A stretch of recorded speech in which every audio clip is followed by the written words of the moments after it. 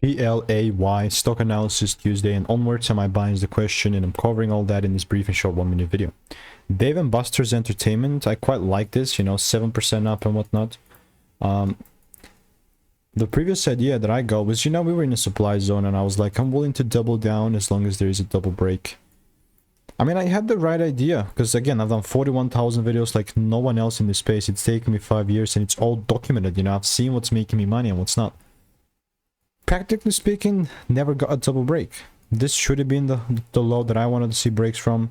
Broke once and then just, you know, went up, which is fine. I took no trades here. So that being said, I'm gonna go here to the daily chart.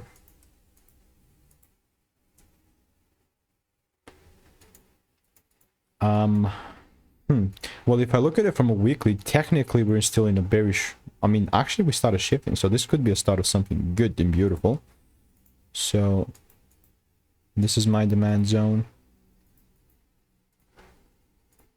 and if I do see it pulling down and giving me a double break, then I'm buying. Other than that, pure noise and bliss.